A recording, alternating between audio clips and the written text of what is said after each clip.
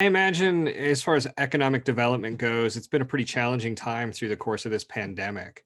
Yeah, I mean, it's been an imbalanced approach or an imbalanced impact. So some sectors in our economy are actually doing quite well right now, and some are really suffering. So including small business, a lot of our tourism industry, and a lot of our restaurants as well. So, for people as we look toward a holiday season where normally we'd be out shopping in huge swarms at City Creek or Gateway or wherever, or across our small business nodes across the city, where that's not so much of an option because of the pandemic, what are ways people can still participate in supporting small businesses while they do that holiday shopping and keep themselves safe? I think it's a great question you asked, Brian. And I think about this in terms of what are the most impacted businesses, those suffering the most. And a lot of them are local small business retailers. And so, how to how to actually support them, and to your point,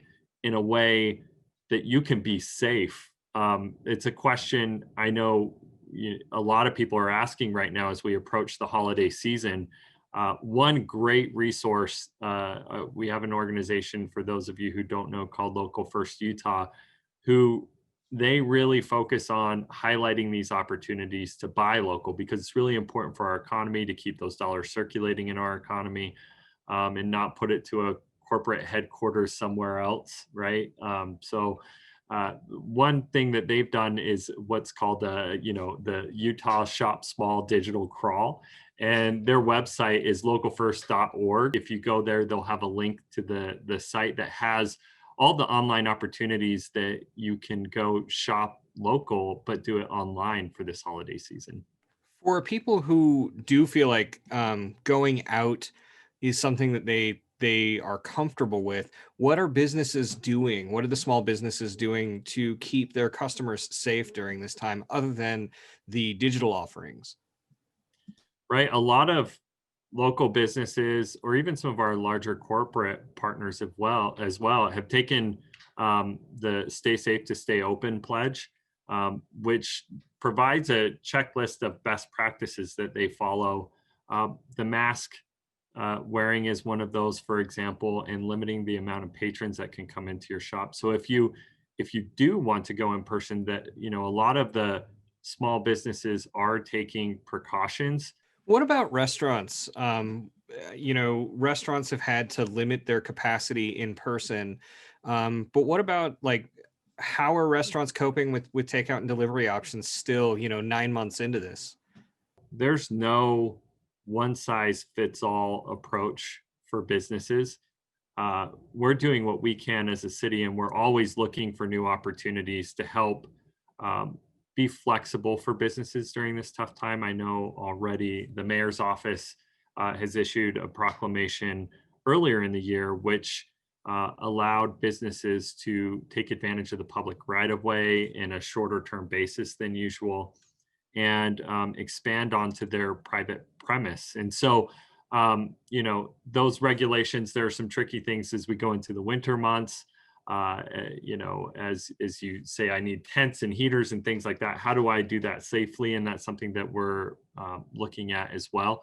But a lot of local restaurants are really benefiting from the curbside, as you mentioned, but also gift cards. And Local First is another great organization to help promote gift cards. And if you're not going to go dine out, if you're not comfortable with it now, but you still want a local restaurant to be around once this pandemic is over, one great way to help support them is by buying gift cards now to go help support that restaurant, or go dine in that restaurant, in the summer or next winter, and using those gift cards then. So, a couple of great ways that you can support the local businesses that are here.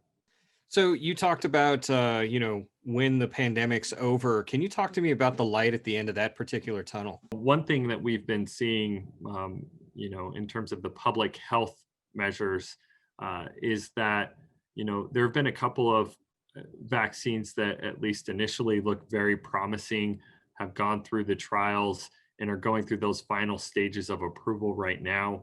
While we don't have a specific timeline, we can say, there are even more and more vaccines making it through those final processes, and it looks more and more likely that that rollout of the vaccination is going to begin in the near term. And so, what's important about that is that, this isn't going to last forever.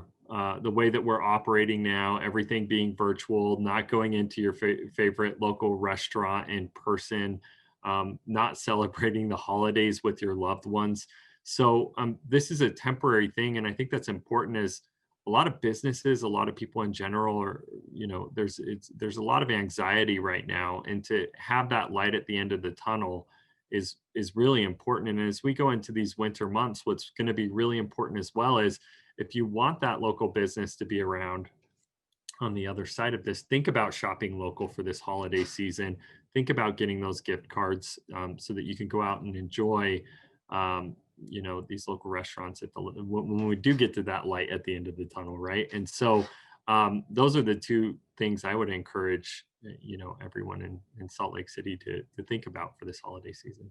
For residents who want to make sure they shop local, what's the best place for them to get the information about where to do that, what businesses to support so that they can see them coming back at the end of this?